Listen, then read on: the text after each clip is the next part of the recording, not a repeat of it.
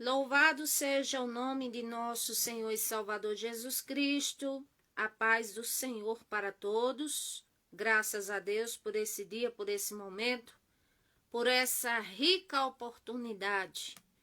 Vamos orar ao Senhor nosso Deus e assim, após estarei louvando e trazendo uma palavra conforme a vontade do Senhor nosso Deus para as nossas vidas.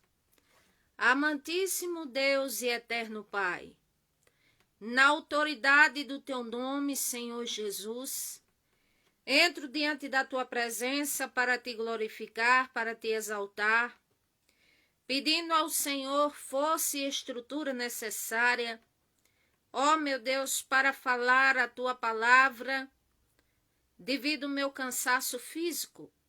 Senhor Jesus, neste momento eu te peço, abençoe a todos os teus filhos, abençoe os teus servos, abençoe aqueles que estão nos hospitais, abençoa, Senhor, aqueles que estão em casa, que estão em suas respectivas igrejas, que estão dormindo, que estão trabalhando, estudando, indo para casa. Ó Senhor Jesus, eu te peço por esse lindíssimo país que é o Brasil, Senhor, esse maravilhoso país que o Senhor nos deu para viver.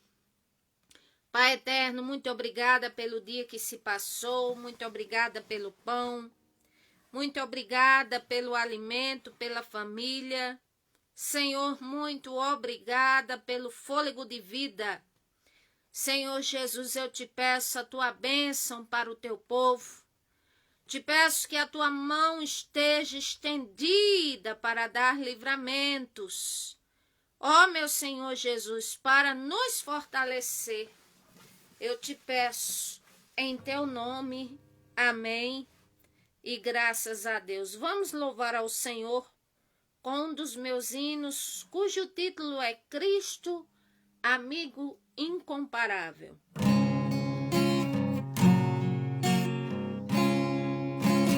Louvado seja o nome do Senhor. O Senhor Jesus Cristo é aquele que nunca nos desampara. Ele é Senhor por natureza. Ele nos fez, Ele nos ama e Ele quer fazer da nossa vida uma vida melhor. Amigo, é preciso ter coragem para vencer tribulações que vem na vida. Quem crer em Cristo será salvo, mediante a fé que é tão gratuito, dado por Deus. Aleluia! Quem sabe você não percebeu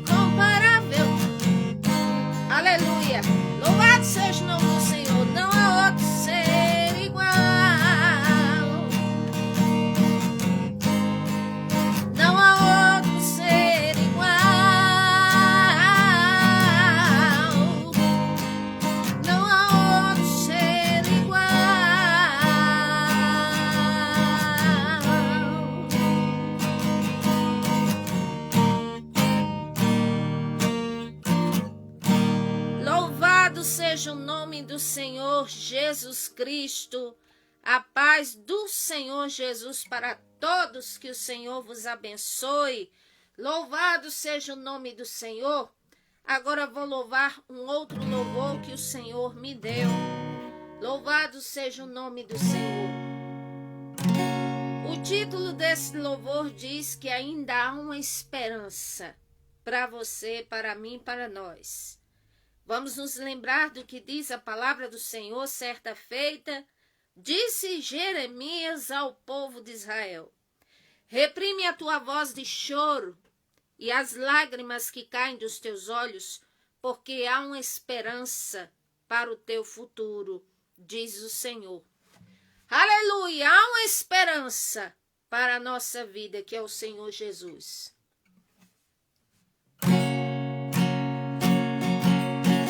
Pare de chorar, levante o olhar, ainda há uma esperança para você.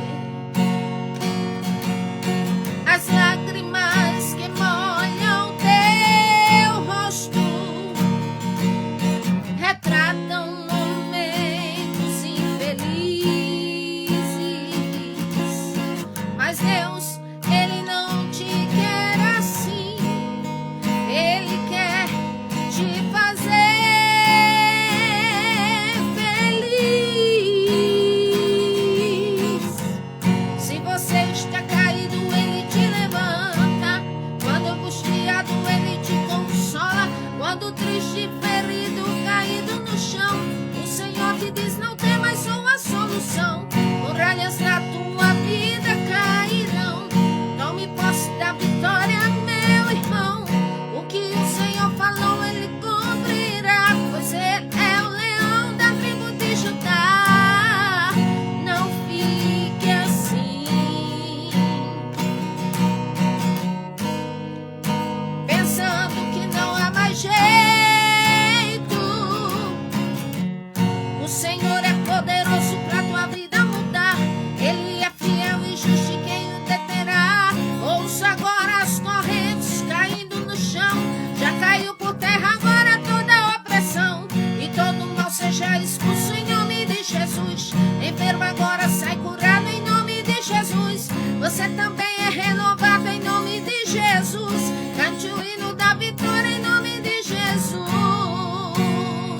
Em nome de Jesus. Em nome de Jesus.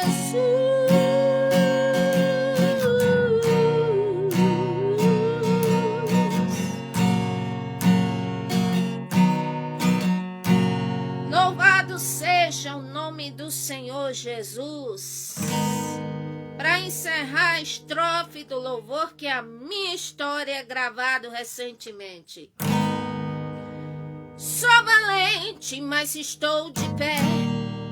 Estou de pé porque vivo pela fé.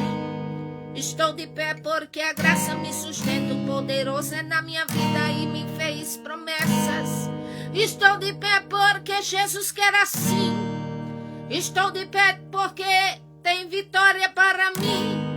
Eu estou de pé porque olho para o alto, porque oro e choro e sofro com o Senhor. Eu falo. Eu oro muitas vezes guerreando e me calo esperando Deus fazer. Sim, Deus fazer. Me perguntaram como eu sobrevivi ao peso de tribulações que veio sobre mim. Eu respondi: não sou melhor do que ninguém, mas o que tenho em minha vida é a mão de Deus em mim. Eu fui muito agravada e atribulada, vezes mais, muito mais do que podia suportar. Cheguei mesmo a me desesperar e dizendo a mim mesma: eu não vou suportar. E Satanás tentou-me de inúmeras formas, me derrubar, me humilhar e matar a minha fé, mas a Bíblia prevalece e não mente. Como crente Abraão, eu sou bendita pela fé. Sou valente, mas estou de pé. Estou de pé porque vivo pela fé. Estou de pé porque a graça me sustenta. O poderoso é na minha vida e me fez promessas. Estou de pé porque Jesus quer assim. Estou de pé porque Ele decretou assim. Estou de pé porque olho para o alto, porque oro e choro e sofro com o Senhor. Eu falo, eu oro muitas vezes guerreando e me calo esperando Deus fazer. Sim, Deus fazer. Já fui muito autossuficiente. Jesus me disse: em ti mesmo nada fazes. Eu dizia a mim mesma dessa forma: eu vou ali, faço assim, eu não preciso de ninguém. Deus é comigo, me sustenta no que faço, me abençoa, e porque precisaria de alguém. Então um dia Jesus usou alguém, me disse: não é assim, não é dessa forma que tu deves proceder. Realmente te levantei, tu és vaso, mas te quebro novamente e te refaço. Realmente em minhas mãos tu és um vaso, mas o meu querer ele sempre prevalece sobre o teu. Sou valente, mas estou de pé. Estou de pé porque vivo pela fé. Estou de pé porque a graça me sustenta. O poderoso é na minha vida e me fez promessas. Estou de pé porque Jesus quer assim. Estou de pé porque Ele decretou assim. Estou de pé porque olho para o alto, porque oro e choro e sofro com o Senhor. Eu falo, eu oro muitas vezes guerreando e me calo esperando Deus fazer. Sim, Deus fazer. Eu não poderia deixar de agradecer ao meu Pai, Jesus, meu Rei, meu Senhor. O seu mover acontece de repente. Arribicandaia, aleluia. Ao seu tempo, ao seu modo, Ele exalta a gente. Ele me dá, mas me adverte aqui: não se eleve, nunca se esqueça de mim. Nunca se esqueça de que tudo vem de mim. Te provei, te humilhei, te afligi, te apertei, te coloquei no deserto.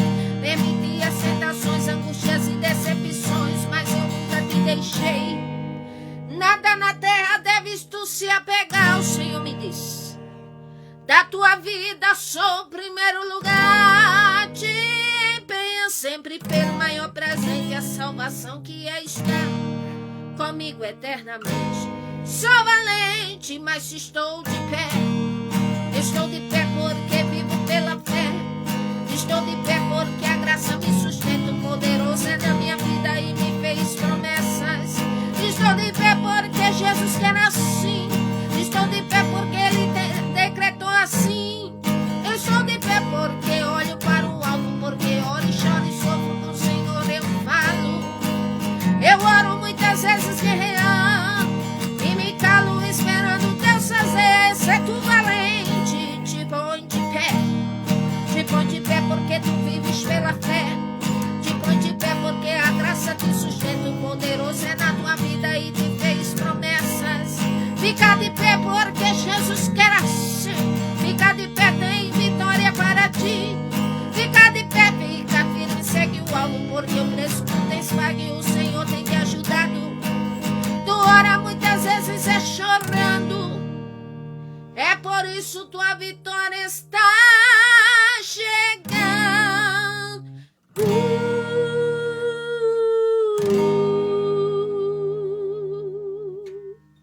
Aleluia. Glória ao nome do Senhor Jesus Cristo. Graças a Deus por essa riquíssima oportunidade que o Senhor me concede de estar viva e de estar aqui falando com vocês. Para mim é um privilégio, para mim é um presente do Senhor. E é uma maravilha, é uma bênção do Pai falarmos a palavra do Senhor, procurarmos vivê-la. O fato de estarmos vivos também é uma bênção de Deus. Hoje eu vou falar um assunto muito pertinente, muito maravilhoso.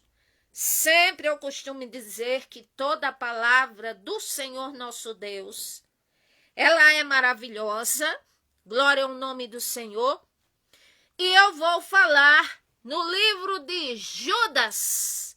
É o que nós vamos comentar hoje. Aleluia, louvado seja o nome do Senhor. Judas, que quem escreveu esta carta não foi o Judas apóstolo que traiu o Senhor Jesus, mas foi Judas, meio-irmão do Senhor Jesus, porque eram filhos biológicos da mesma mãe, Maria. Mateus capítulo 15, versículo 33, fala sobre esta questão. E aqui nós vamos falar da carta de Judas. É o que o Senhor coloca em meu coração. Aleluia. Mateus 13, 55, melhor dizendo, sobre Judas, que era um meio-irmão biológico do Senhor Jesus Cristo, humanamente falando, porque eram irmãos da mesma mãe. Então eu digo que essa carta de Judas é uma carta muito forte, fala de temas muito fortes. Mas antes de eu comentar e lermos passo a passo sobre ela, eu quero dizer que para nós termos o discernimento das coisas, somente com a percepção humana, não vamos dizer, fácil distinguir o verdadeiro do que é falso, o certo do errado, o precioso do vil, o bem e o mal. Ou seja, somente com a percepção humana, ela não é o suficiente para nós discernirmos certas coisas na vida. E por isso mesmo que a pessoa, se utilizar somente o raciocínio humano, este em si não discerne as coisas espirituais, porque em 1 Coríntios, capítulo 2, versículo 11, diz que as coisas espirituais, elas só são discernidas espiritualmente. E muitas vezes o laço do mal, ele vem para com encontro à nossa vida. E esse laço do mal, ele se apresenta às vezes de forma sutil, ou numa aparência bonita, ou aparentando que vai valer a pena, ou que é o melhor, o mais viável a fazer. Mas é nessa hora que temos que orar ao Senhor e pedir o discernimento. Louvado seja o nome do Senhor. Agora, e por quê? Porque também, por outro lado, o que é bom, o que é certo, o que é útil, o que é verdadeiro, muitas vezes não é levado em consideração pelas pessoas, porque não demonstra nenhum tipo de notoriedade, porque simplesmente não demonstra atratividade, ou porque simplesmente são coisas que, se é para o bem, às vezes elas se chocam contra o ego humano, a carne humana, ou contra o gosto da carne ou da pessoa, e por isso as coisas que às vezes são úteis, boas, certas, verdadeiras e que nos fazem o bem, eu posso dizer assim que elas não são tão facilmente acatadas pelas pessoas. Vocês querem ver um exemplo disso? Por exemplo, Isaías 53. Se você for ler o perfil humano do Senhor Jesus Cristo na terra, a Bíblia diz que não tinha nada que se fosse desejável nele. Era desprezado, o mais desprezado entre os homens, experimentado no trabalho, no sofrimento, e por causa disso e de outras coisas, o povo de Israel, a Bíblia diz que o Senhor veio para o que eram os seus, mas eles não receberam, porque olharam pela aparência. Agora todos o quanto receberam e recebem até hoje, e creem, A Bíblia diz, Evangelho de João, capítulo 1, versículo 10, 11 em diante, que o Senhor dá-lhes o poder de ser chamados filhos de Deus, para a glória do Senhor nosso Deus. E então, que é dentro dessa questão de discernimento, que eu entro aqui na carta de Judas. Louvado seja o nome do Senhor. Esse Judas aqui, irmão de Tiago, meio-irmão do Senhor Jesus Cristo, tanto ele como esse Tiago eram, e que eles andaram com o Senhor Jesus Cristo, eles viram o Senhor Jesus Cristo em figura humana, ao vivo, e com isso ele escreve esta carta como os demais, cheios do Espírito Santo. Ele estava cheio do Espírito Santo, e por isso mesmo é que eu vou demonstrar aqui a eficácia do discernimento sobre 4 assuntos que Judas trata nessa carta. E o primeiro assunto que ele fala aqui, depois de sua saudação, é a batalha na fé. Vamos ler aqui a partir do versículo 1.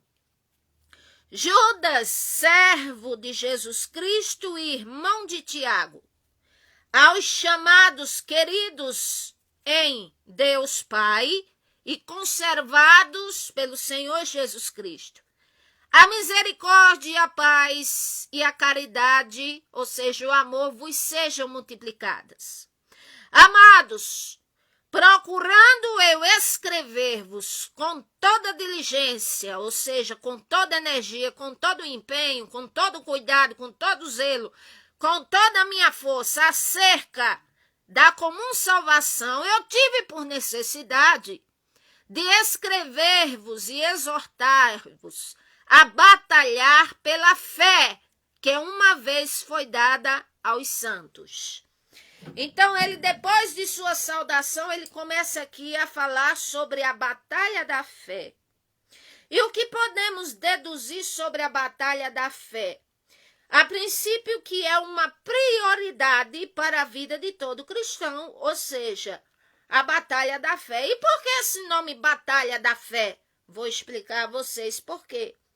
Primeiro, porque a batalha da fé, louvado seja o nome do Senhor, do grego epagonizai, significa o seguinte: é uma batalha em vários âmbitos, em vários sentidos. Por exemplo, é uma luta, é uma batalha, entrar no caminho do Senhor e permanecer no caminho.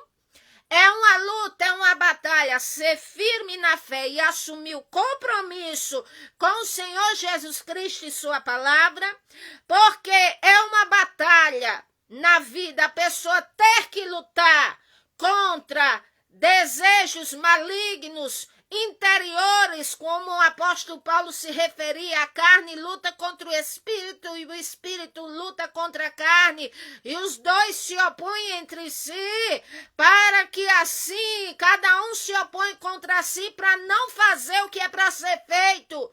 Então, quer dizer, é passar por esta luta interna, como também é passar por uma luta espiritual. Como assim?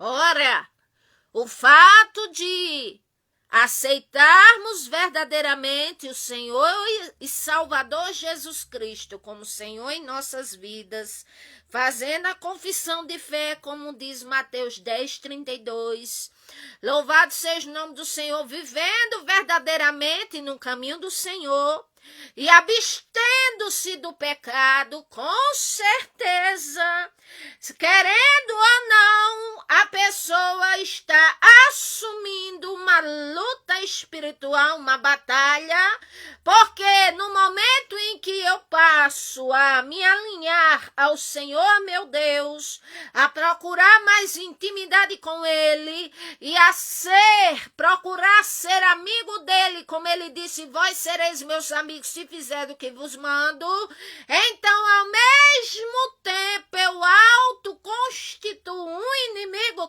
contra mim, chamado Satanás e os demônios. E a Bíblia diz que a nossa luta não é contra a carne, não é contra sangue, mas é contra principados, é contra potestades, é contra as hostes celestiais, mas que são da maldade. Então, por isso que Judas fala da necessidade de duas coisas só nesse versículo: batalhar pela fé e sobre a salvação. E batalhar na fé é uma coisa tão séria, é um passo assim, que é uma decisão tão sábia, e ao mesmo tempo de um teor de tão grande responsabilidade, que quem acreditar ou não, para quem aceita ou não, repercutirá na minha vida pós-morte. E outra coisa, há pessoas que sofrem ou poderão chegar ao martírio porque não vão abrir mão da fé, vão batalhar na fé até o fim, como os irmãos que morreram na arena do imperador Nero da época em Roma, e como hoje já temos visto alguns em nome da fé morrendo e sendo martirizados. Então é isso que é a base mínima sobre a batalha da fé que fala Judas. E ele fala acerca da comum salvação. O que é que ele quer dizer com esse nome comum? Ele quer dizer que a salvação, ela é uma oportunidade estendida para todos os vivos. Não importando que país ou nacionalidade ou dialeto ou língua que se fale, louvado seja o nome do Senhor, mas o Senhor, ele é o Deus único. Ele diz: eu sou o Senhor e não há outro, e chamo a todos de todos os limites da terra para que me ouçam e venham até mim, para que sejam salvos. E a palavra salvação do grego é soteria, e que dá dois sentidos, um pequeno que é alguns escapes nesta vida que o Senhor nos dá, digamos assim, pessoas que têm testemunho de que receberam um livramento do Senhor, livramento de morte, livramento de, vamos dizer, de morrer por algum meio. Então a palavra soteria também se aplica a esta situação, ao escape, mas o escape que nos faz viver aqui nessa terra é um escape temporário, porque a nossa vida é temporária. Agora a palavra salvação em si, no que Judas quer mais mencionar, é acerca de quê? Da libertação total do pecado e termos uma vida eterna em Cristo pós-morte, porque a libertação total do pecado só pós-morte, os que morrem com o Senhor Jesus Cristo. Louvado seja o nome do Senhor. Agora, o que mais? A salvação. Como é que eu consigo entender mais sobre a salvação? Por onde ela vem? Por onde é que começa tudo isso? E eu digo a vocês que a salvação, ela é a palavra do Senhor nosso Deus. Aqui fala em Atos, capítulo 28, versículo 28, diz: seja-se notório, pois, que a salvação do Senhor nosso Deus é enviada aos gentios, e eles a ouvirão. Aos gentios, quem são? Nós. Todo aquele que não tem a nacionalidade de judeu é chamado de gentio, ou seja, de outros povos. E a salvação foi estendida para todos os vivos na face da terra. O que mais é a salvação? É a palavra do Senhor, é também um atributo do próprio Deus. Louvado seja o nome do Senhor. Ele é amor? É. E ele também é salvação? É. O Salmo 27, versículo 1, dizia o salmista: o Senhor é a minha luz e a minha salvação, e a quem temerei? Louvado seja o nome do Senhor. Então, o Senhor, ele é a salvação. Atos capítulo 4, o versículo 12, também está escrito a palavra do Senhor: porque em nenhum outro há salvação, porque também debaixo do céu nenhum outro nome há dado entre os homens, o qual devamos ser salvos. Louvado seja o nome do Senhor. O versículo 10, seja conhecido de vós, todos e de todo o povo de Israel, que em nome de Jesus Cristo Nazareno, a quem vós crucificaste e a quem Deus ressuscitou dos mortos, em nome desse é que está e são diante de vós. Ele é a pedra que foi rejeitada por vós, os edificadores, a qual foi posta por cabeça de esquina, e nenhum outro há salvação, porque também nem debaixo do céu, nem em outro lugar se há dado outro entre os homens, o qual devamos ser. Ele é o nosso Deus, ele é a salvação. Esse tempo que estamos vivendo, que estamos vivos, é um tempo de quê? Podemos classificar como tempos difíceis? Sim. Podemos classificar como um tempo onde ainda podemos receber a graça de Deus também. E podemos também classificar como um tempo de salvação também. 2 Coríntios 6:2, tempo aceitável de salvação, ou seja, para abrir a mente, que é os corações, e aceitar o Senhor como Senhor e Salvador de suas vidas, o Senhor Jesus Cristo, e ainda mais porfiar e lutar para entrar na porta estreita que conduz à salvação, que faz parte também da batalha da fé, e muitos um dia procurarão e não acharão. Então, louvado seja o nome do Senhor, o tempo é agora, o tempo é hoje. Ah, mas eu não posso deixar para amanhã, posso deixar para depois? Pode. Ah, eu posso deixar para quando eu tiver 70 anos, 80? Pode. Agora a questão é, será que vamos chegar até lá? A questão é que daqui a 1 minuto ou 2 a gente sabe o que é que pode acontecer? Nós não sabemos, então essa é a questão.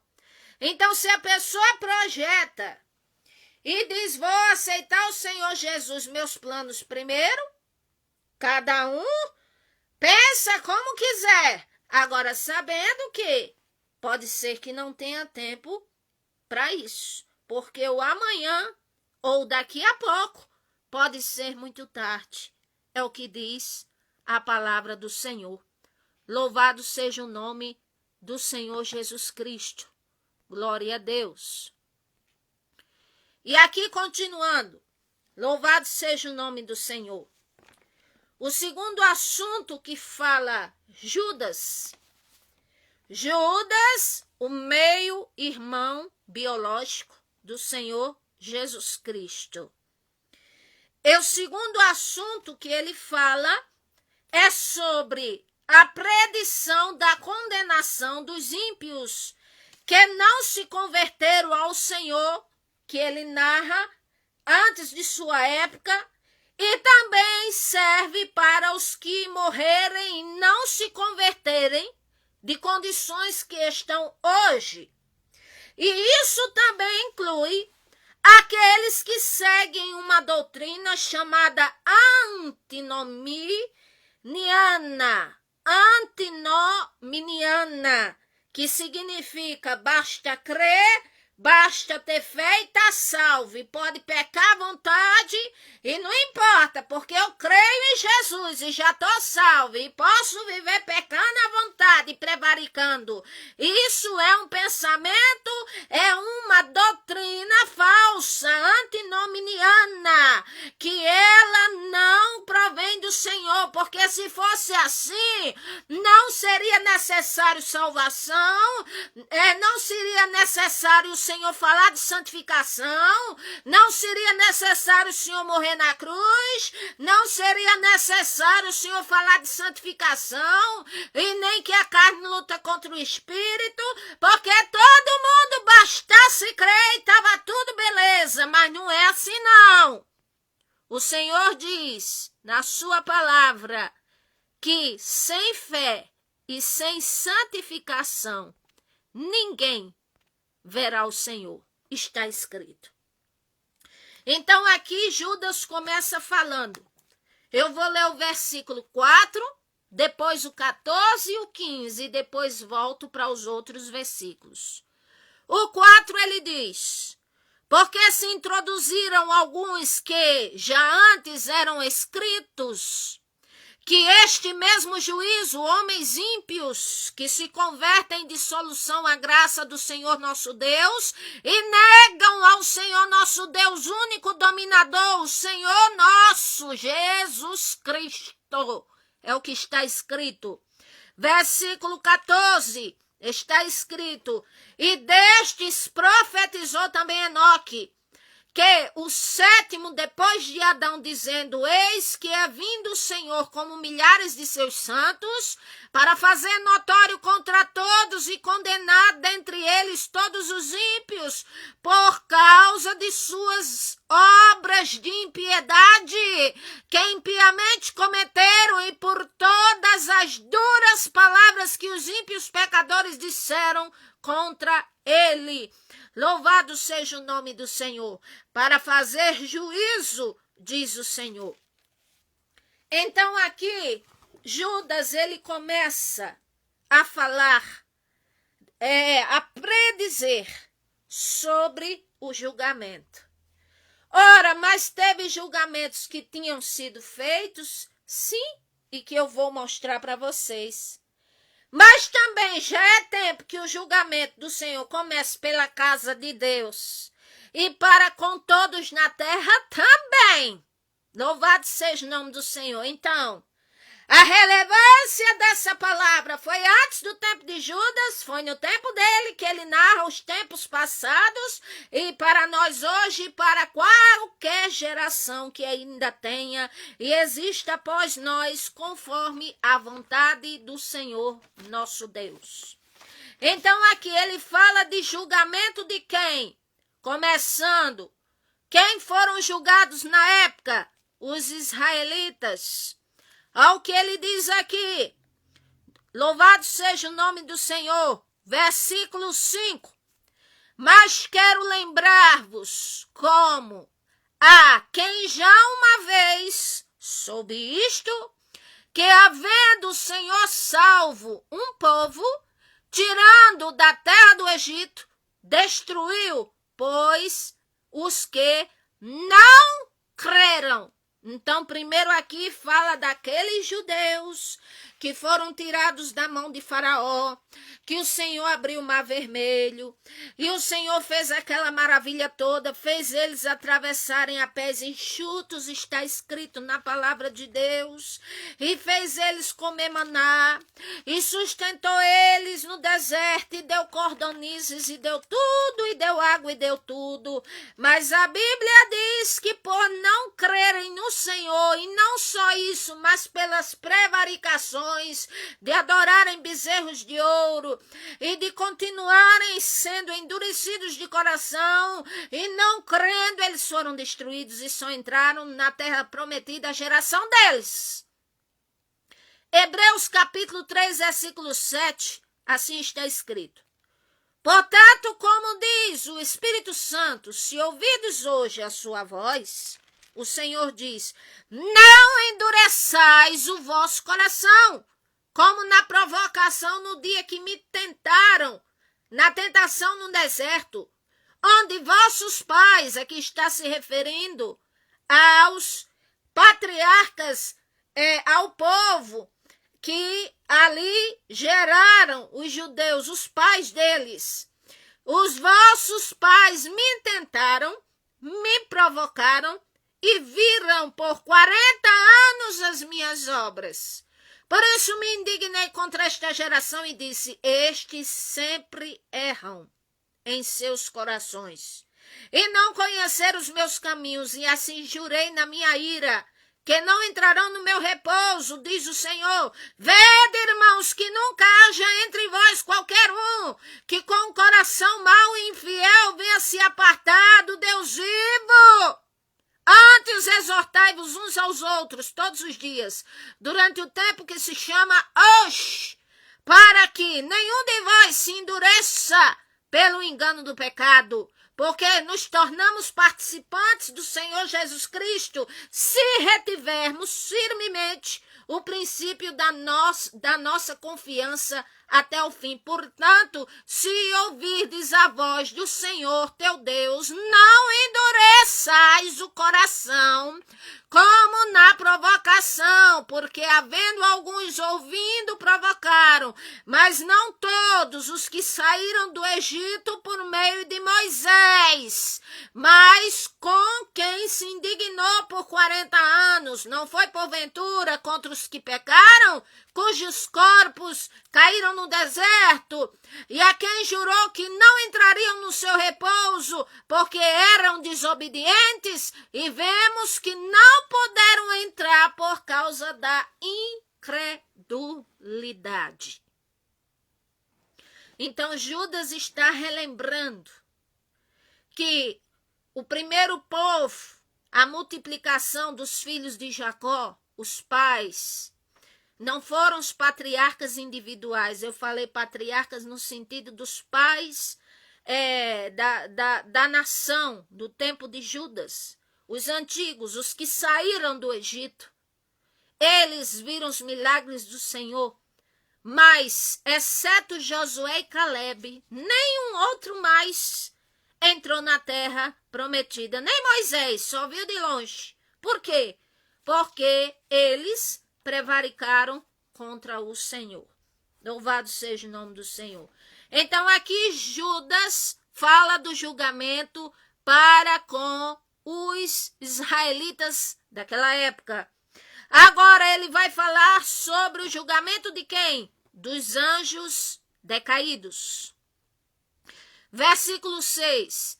E aos anjos que não guardaram seu principado, mas deixar a sua própria habitação, reservou na escuridão e em prisões eternas, até ao juízo daquele dia.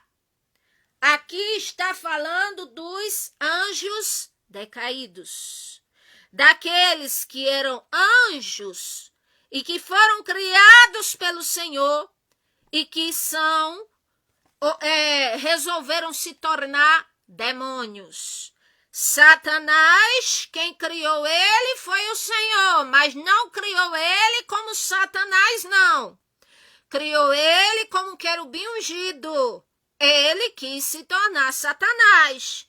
E os anjos, aqui diz, não guardaram o seu principado. O que quer dizer isso? Eles não guardaram o território que era deles e nem a posição de autoridade que eles tinham como príncipes do Senhor. É o que significa esta palavra principado do grego.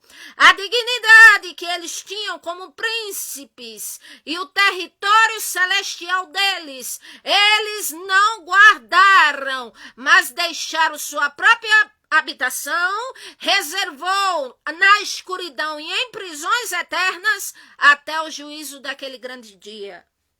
Esta é uma parte de anjos decaídos que estão no inferno aprisionados. E tem outros que estão aonde? Na terra, passeando por aí, igual a Satanás no tempo de Jó.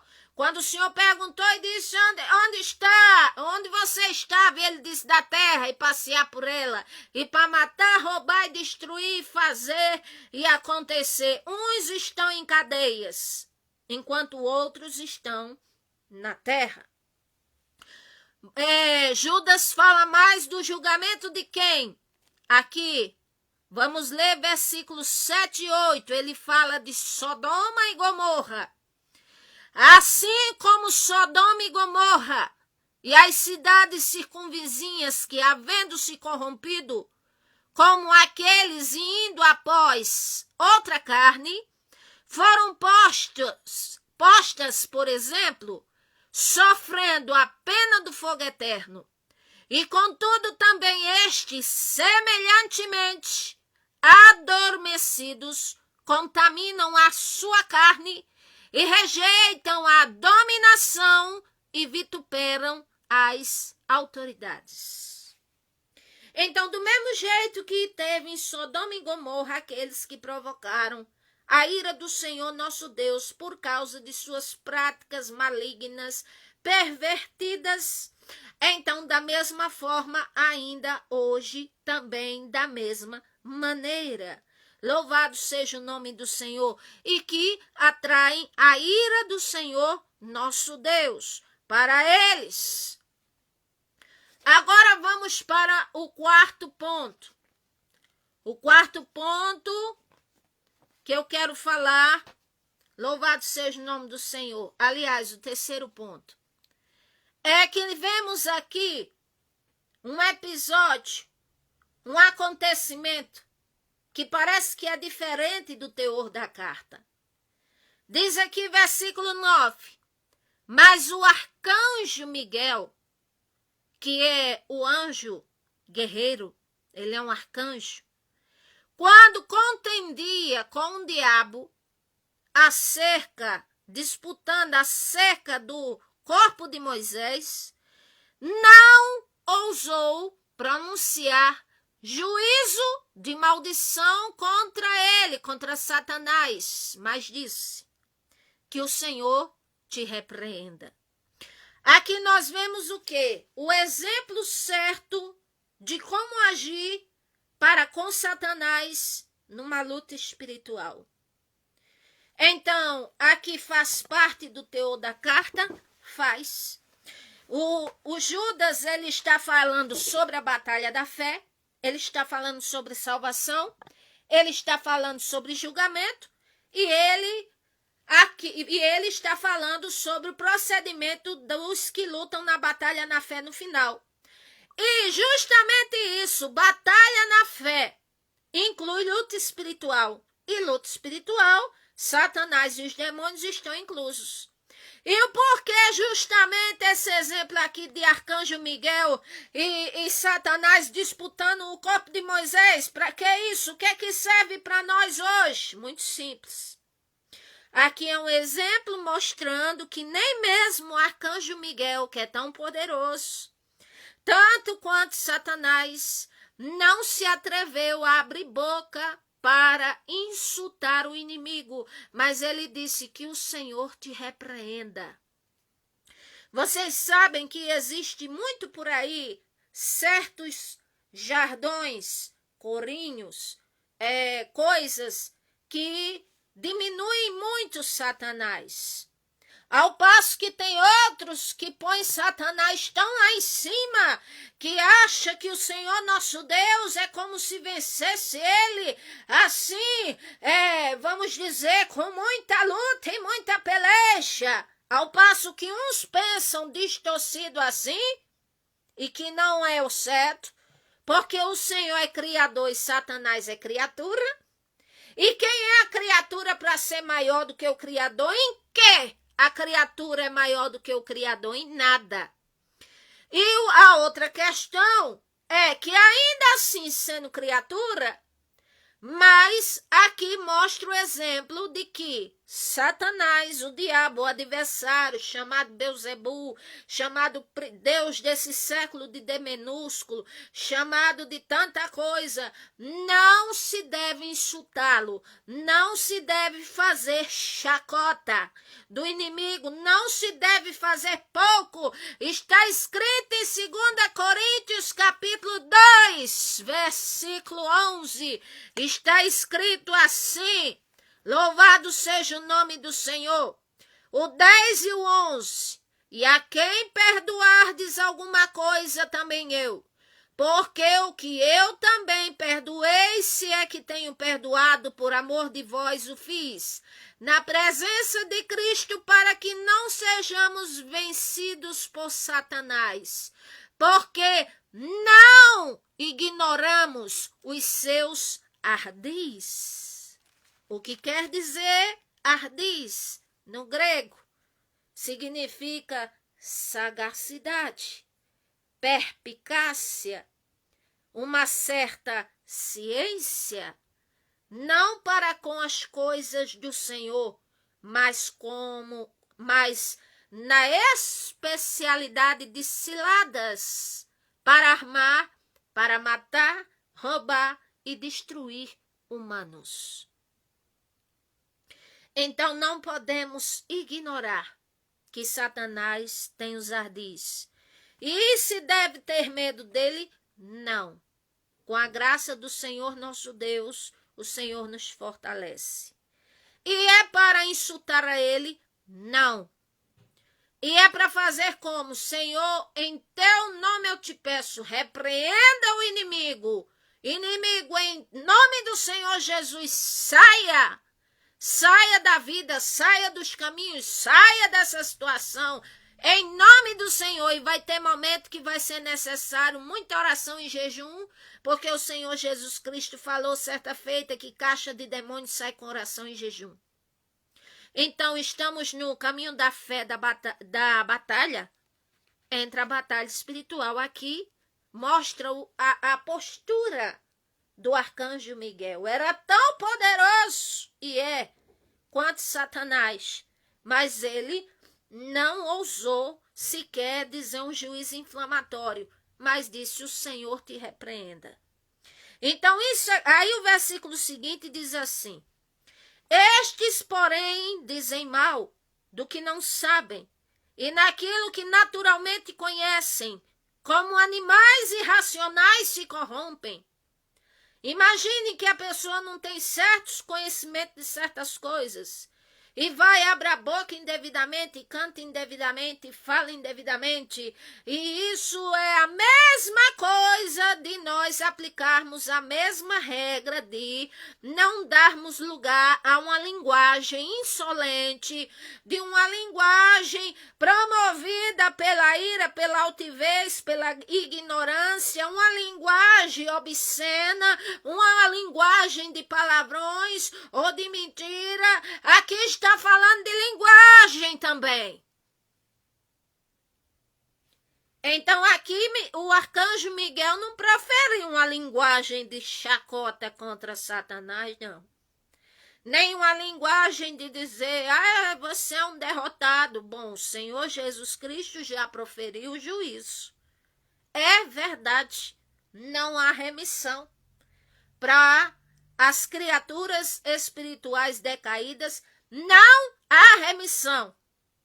Mas nós não podemos esquecer que em vida nós podemos alcançar a salvação, mas também estamos sujeitos a passarmos por tentações, a quedas e a tribulações e a muitas coisas mais, e de ir ao inferno também, se nós não vigiarmos as nossas ações e palavras. A Bíblia diz: pelo que falamos, somos justificados ou somos condenados? É bem assim. Então, a fala de conduta de ímpios. Aqui vamos ler o versículo 19, que diz assim: sim, o restante da conduta. A conduta que é além de falar palavras obscenas, além de insultar, fazer chacota, fazer pouco do inimigo. Olha o que diz mais. Depois do versículo 10, versículo 11. Ai deles, porque entraram pelo caminho de Caim e foram levados pelo engano do prêmio de Balaão e pereceram na contradição de Corá. Ora, o que significa isso? Significa que certos pervertidos, apóstatas, que também estão inclusos aqui no julgamento do Senhor, na lista de Judas, só que não muito expressos, assim explicitamente, mas agora sim dar-se ao entender. Caim foi um que rejeitou o bem, rejeitou o conselho do Senhor. Gênesis 4 fala que ele e o irmão Abel foram oferecer ao Senhor uma oferta. O Senhor recebeu a de Abel, mas não recebeu a de Caim. E quando o Senhor observa Caim, além dos olhos, que esses olhos nossos podem olhar, o Senhor olha o aguilhão do futuro, o interior olha tudo, observou dentro de Caim algo muito mal e disse assim, olha, se tu não fizer o bem, tu não vai ser aceito. Por que é que descaiu o teu semblante? É como se o Senhor dissesse, há aceitação para você, meu filho, mas você tem que fazer o bem. E esse bem deve vir de dentro. E esse bem deve vir sem inveja contra o seu próximo. Deve vir de forma pura. E o Senhor disse, agora se você der lugar ao mal que está dentro de você, então você vai cair e esse mal vai te dominar e você vai ser dominado e vai ser uma coisa terrível. Caim deu ouvido ao Senhor? Não. Ele ouviu a instrução, mas não acatou. Vocês sabem qual é a razão de muitos dos nossos problemas? Não todos, mas muitos.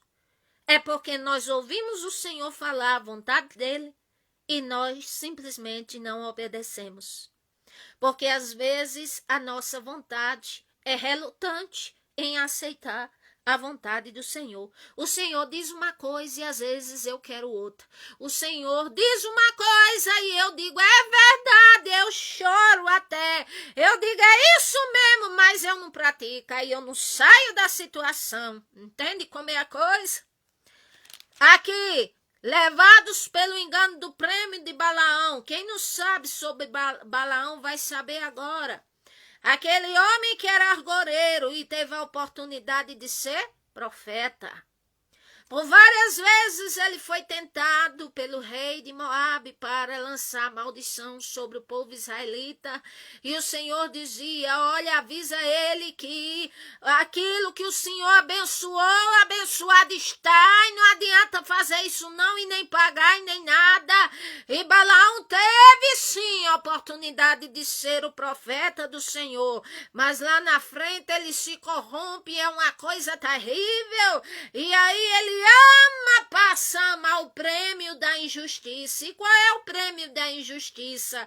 É as honrarias pessoais, é muito dinheiro, e as orgias, e a perversão da carne. É tanto que quando o Senhor advertia a igreja de Esmirna, em Apocalipse 21, versículo 14, o Senhor dizia, tenho, porém, contra vós que alguns que seguem a doutrina de Balaão, porque criam no Senhor Jesus Cristo, mas estavam nas orgias, estavam ali nas prostituições cultuais e muito mais. E a Bíblia diz que Balaão amou este prêmio, o prêmio da injustiça.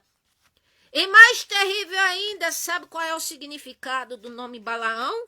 Se você tiver um filho, não pense em colocar o nome Balaão. Louvado seja o nome do Senhor. O nome Balaão significa um destruidor de nação. E foi o que ele fez. Para com o povo de Israel. Eu vou ler aqui 2 Pedro capítulo 2, versículo 9 ao versículo 20. Olha o que diz. Assim sabe o Senhor livrar da tentação os piedosos e reservar os injustos para o dia do juízo, para serem castigados. Mas principalmente aqueles que, segundo a carne, andam em concupiscências de imundícia e desprezam as dominações, atrevidos, obstinados, não receiam blasfemar das autoridades, enquanto os anjos, sendo maiores em força e em poder, não pronunciam contra eles juízo blasfemo diante do Senhor. Mas estes, como animais irracionais que seguem a natureza, feitos para serem presos e mortos, blasfemando do que não entendem, perecerão na corrupção, recebendo o galardão da justiça, pois que tais homens têm prazer nos deleites cotidianos, nódoas são eles e máculas, deleitando-se em seus enganos, para que se banqueteiam convosco, tendo os olhos cheios de adultério, não cessando de pecar, engodando-se as almas inconstantes, tendo o coração exercitado na avareza, filhos da maldição, os quais deixaram o caminho direito e erraram, seguindo o caminho de Balaão, filho de Beor, que amou o prêmio da injustiça. Ele teve a repreensão de sua transgressão. O Senhor usa a jumenta, falando com ele em voz humana para impedir a loucura dele. Mas estes são fontes sem água, nuvens levadas pela força do vento, para os quais as escuridão das trevas eternamente os reservam. Então todos estes que se procediam desta forma foram chamados aqui de seguidores, seguindo o caminho de Balaão. Balaão teve a oportunidade de ser profeta do Senhor e profetizou. Balaão teve a oportunidade de seguir o caminho do bem. O Senhor, aleluia, estreita o caminho dele, ele passando com a jumenta para querer ir para um lado e a jumenta não obedecendo a ele, ele bate na jumenta, o Senhor faz a jumenta falar. Para com ele, para ver se ele desperta, se ele acorda. Ou seja, o Senhor deu a oportunidade a ele, mas o que estava dentro dele acabou dominando ele. Ele amou o prêmio da injustiça, fez o povo de Israel pecar, com mulheres moabitas, aderiu para si, para os costumes de Israel, as prostituições cultuais, aos deuses de Moabe e muitas outras coisas mais. Então aqui, esses também receberam seu julgamento. Os que andam no caminho de Caim até hoje, que são movidos pela inveja, pelo mal, pela ira, e que fazem um mal contra o próximo, esses que amam o prêmio da injustiça, e ainda tem outros, os que pereceram na contradição de Corá. Quem foi Corá? Aí é necessário se falar. Números capítulo 16. Corá. Ele era o quê? Ele era um dos da tribo de Levi. Ele era filho de Coate, da tribo de Levi. Mas acontece que ele se junta com Datã e com Abirão e começam a se opor contra Moisés e querer desconstruir, vamos dizer, a imagem de Moisés diante do povo e querendo dominar o povo, aquela ânsia por poder, por inveja e tudo mais. E aqui vamos ler capítulo 16, versículo 19. E Corá fez ajuntar contra eles toda a congregação, à porta da casa da congregação. Então a glória do Senhor apareceu diante de toda a congregação. E falou o Senhor a Moisés e a Arão, dizendo: apartai-vos do meio desta congregação, e os consumirei, como no momento, o Senhor disse. Mas eles se prostraram sobre seus rostos e disseram: ó Deus, dos espíritos de toda a carne, pecará um homem, indignar-te-ás, tu, tanto contra toda essa congregação. E falou o Senhor a Moisés, dizendo: fala a toda a congregação, dizendo: levantai do redor da habitação de Corá, Datã e Abirão, Então Moisés levantou-se e foi a Datã e Abirão, e após eles foram os anciãos de Israel, e falou à congregação, dizendo: desviai, vos peço, das tendas desses homens ímpios, não toquem nada deles, para que vocês não pereçam e nem morram, por causa dos pecados. E levantaram-se, pois, do redor da habitação de Corá, Datã e Abirão. E Datã e Abirão saíram e se puseram à porta das suas tendas, juntamente com suas mulheres e filhos e suas crianças. Então disse Moisés: nisto conhecereis se o Senhor me enviou a fazer todos esses feitos, que de meu coração e de mim mesmo não procedem. Se estes morrerem como morrem todos os homens, e se forem visitados como se visita todos os homens, então o Senhor não me enviou. Mas se o Senhor criar uma coisa nova, e a terra abrir a sua boca, e tragar tudo que é seu, e vivos descerem ao sepulcro, então conhecereis que estes homens irritaram ao Senhor. E aconteceu que, acabando ele de falar todas estas palavras, a terra que estava debaixo deles se fendeu, e abriu a boca e tragou com as suas casas, como também a todos os homens que pertenciam a Corá e sua fazenda, e tudo que era deles, desceram vivos ao sepulcro, e a terra abriu-os, engoliu, e pereceram no meio da congregação, e todo Israel que estava ao redor deles fugiu do clamor deles, porque diziam: para que porventura não nos trague a terra também a nós. Então, o que é que disse Moisés? Louvado seja o nome do Senhor, Corá. Ele disse: olha, você está se opondo contra mim, está se levantando? Então, uma coisa eu lhe digo: se foi o Senhor, se a morte vier a qualquer um aqui de forma natural, então o Senhor não me enviou. Mas se o Senhor fizer uma coisa nova, abrir a terra e alguém morrer, aí vocês vão saber que foi o Senhor que me enviou. Porque tudo que fiz e faço não vem de mim mesmo, mas do Senhor. E no momento que falou Moisés essas coisas, a terra se abriu e engoliu a Corá e aos outros, com suas mulheres, seus filhos, suas casas e tudo. E assim o povo que estava do lado deles fugiram, porque disseram: para que também a terra não nos trague também. Então esses também receberam o julgamento. E o quarto e último ponto que eu quero falar é a conduta dos que batalham pela fé.